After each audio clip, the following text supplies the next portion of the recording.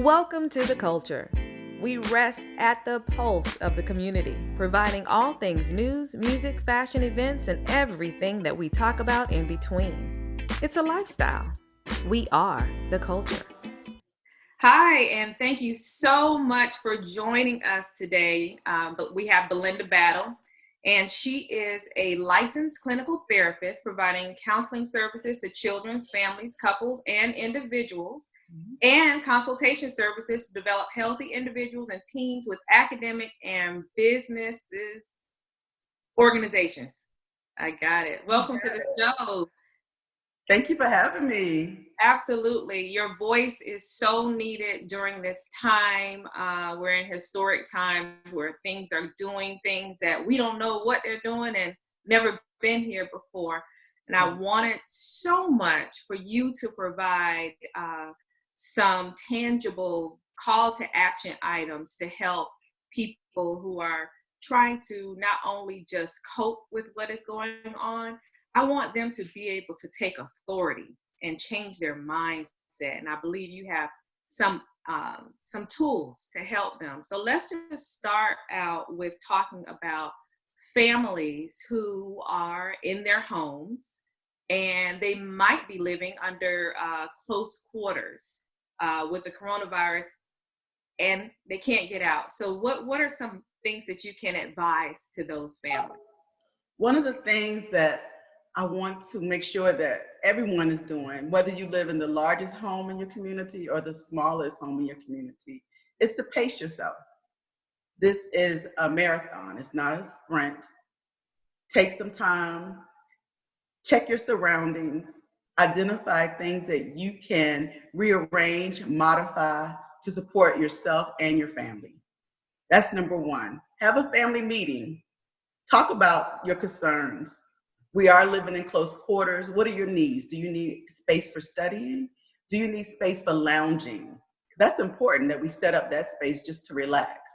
What are the needs in the household? And talk to every single individual in the household about the needs and how we, as a small community, because now my home is my community, as a small community, how we can modify and make changes that are going to be beneficial to all. Okay. So families need to identify what their needs are in the home. If that's quiet time, a place to study, a place to exercise, then what would that actually look like? Are they possibly having to rearrange furniture? Absolutely. There are times when you have to move your sofa and your chairs to make space for your children to play because they cannot go outside at this time. There might be an opportunity where if you live in a household with multi-generations, your elderly parent, your elderly uncle may need to walk and make sure that he's getting the exercise within the home. All of these things are required and we need to do it together as a family to make it happen. If you have access to a patio, a balcony, begin to use that space to your benefit. Don't be afraid to make changes within your home at this time. It's okay to move things around to make it work for you. And then as it relates to just relationship, people who are in relationship with one another, how or what are some things that they can do practically to ensure that their individual needs are met as well as them being able to be there for each other? So each individual in the household needs to be reflective, self-reflective, and say what my needs are, and then come together as a community and speak to each person. If I have to work from home, say to the other adults in the home and the children in the home, I have to be online working, actively engaged in my work from 8 to 4, if that's your work hours. Make sure they understand that. Have a dedicated workspace just for that reason. Use a timer with small children to say to small children, I need 15 minutes, I need 30 minutes. I need you to focus on your reading and your lessons for this amount of time while mommy and daddy work on something else for this amount of time. Mm-hmm. Having that open communication and consistent communication, even writing down the schedule so the children can refer to it when you are not available. They can go back to look at that bulletin board that you created in your house and say, oh, mommy's not going to be available to talk to me right now, but I can go back to her at 3:30 and she will be available for me. Open communication is the key. Make sure we're talking to each other and explaining what our needs are and why we need to be supported in that process. Those are awesome coping mechanisms to become acclimated to our what we have now as our new normal. What about some people who may need to speak with a licensed therapist, such as yourself? Are there telemedical therapy options? Yes, that's one of the exciting things as we reframe with my sister and I. My sister is an educator. We call the New World Order. So we're reframing how we provide services to our community. And one of the things that I'm excited about is this is the opportunity for our community to get engaged and become involved in telemental health counseling. This allows you, much like we're doing now, Right. have a conversation with your counselor. Your counselor can see you. Your therapist can be in your home, speaking to you and other family members and providing that support, that advisement, that counseling service that you may need at this critical time. Mm-hmm. One of the great things about this service is that now it's open on almost all insurance panels. Almost all insurance carriers will provide this opportunity for you and your family. Please encourage everyone to take advantage of it. To me, everybody needs a therapist. There's nothing wrong with having a therapist, and we should all take advantage of it. So if there are people who would like to seek help from a telemedical therapist, did I say that correctly? Telemental health counseling. There we go. What should they do? One of the things you can do is consider going through your health insurance. Usually each health insurance provider has an employment assistance program. We call it EAP. Through that program, you can get 6 to 8 therapy sessions. Oftentimes it's included in the cost of your insurance, or you may have to pay a small copay. Go through your insurance carrier and identify the therapist that you would like to work with and give that therapist a call. If you're not clear on how to go through this process, I will give my email address out. I have no problems receiving emails asking for assistance to help people locate mental health therapists in their area. I think you have an option here where I know you're going to tell me what it is. I can't think of the name of it. However, there is something that people can do online. There's an app that can provide a help to calm them during this time. Well, you said it. It's called the Calm CALM app. I have been a proponent of this app for probably the last 2 or 3 years. I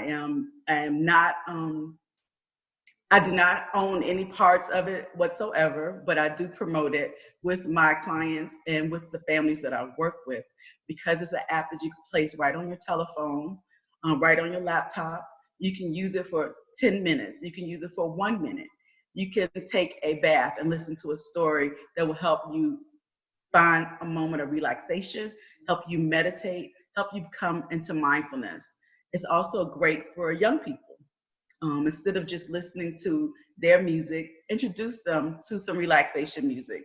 Some sounds of nature in your home for 10 or 15 minutes will help calm everyone down. Please take advantage of it. It's the CALM app. They have opportunities to use this app for free. I can't remember all the details that go along with that, but please, when you have a moment, look this app up. Okay. And then what about those of us who possibly could have been spending a lot of time with our girlfriends or our sorors or classmates? What do you advise for them now as they're in this new normal? Is it fair for us to think that we should kind of try to continue some sort of normalcy in this age that we're in right now? I advise us to be creative and reflective. It's okay to have a social happy hour on Zoom, but it's also okay to pull out a pen and a pencil and a piece of paper and write a thoughtful note to our girlfriends, our old teachers, people that we have thought about in passing but haven't had a chance to connect with. All of those things are healthy. They will be welcome. You never know how you could touch someone just by reaching out through technology or the old-fashioned way.